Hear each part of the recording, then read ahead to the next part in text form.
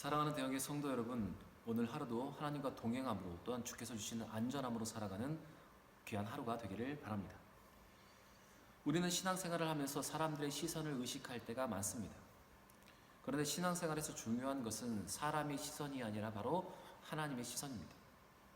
하나님이 우리를 어떻게 보시고 하나님 우리의 어떤 것을 보시는가, 그것이 참 중요합니다. 우리가 믿음의 사람으로서 하나님의 시선의 기준을 한번 생각해 보면 하나님 앞에서 중요한 것은 얼마나 잘하는가가 아니라 언제까지 겸손하냐입니다. 또 얼마나 헌신적인가가 아니라 끝까지 충성하는가, 그것을 하나님께서 보십니다. 곧 변질되지 않는 신앙, 끝까지 순수한 신앙을 유지하는 것, 바로 그것이 하나님이 우리를 보시는 것입니다. 사울왕은 처음에 하나님의 마음에 흡족한 사람이었습니다. 인간적으로 보아도 그는 훌륭한 가문에서 태어났을 뿐만 아니라 용모와 신장 면에서도 이스라엘 중에 가장 출중했습니다.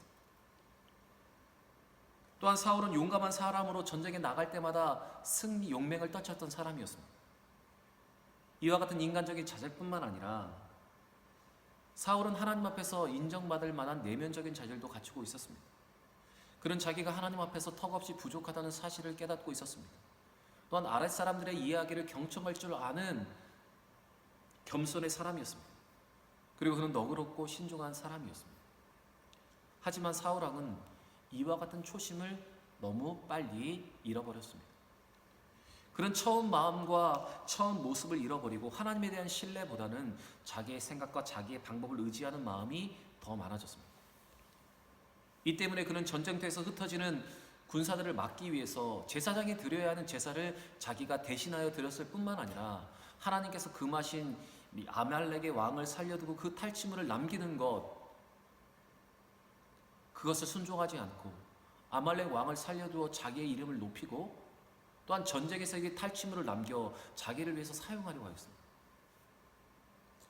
그가 처음 가졌던 겸손한 믿음의 모습은, 그 신앙은 변질되어서 하나님의 말씀에 순종하지 않는 자기의 생각과 자기의 방법을 앞세우는 교만으로 발전하였습니다.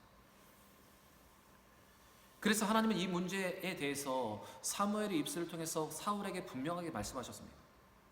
오늘 말씀을 보시면 왕이 여호와의 말씀을 버렸으므로 여호와께서도 왕을 버려 왕이 되지 못하게 하셨나이다. 여러분, 교만은 불순종과 불신앙을 낳게 합니다. 그래서 결국 이 교만은 실패의 앞자기가 되고 마는 것입니다.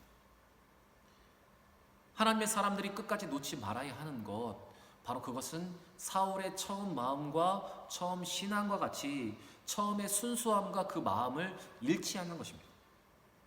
하나님의 말씀대로 순종하고 하나님 말씀대로 살아가는 그 신앙의 순수함을 놓지 말아야 하는 것입니다.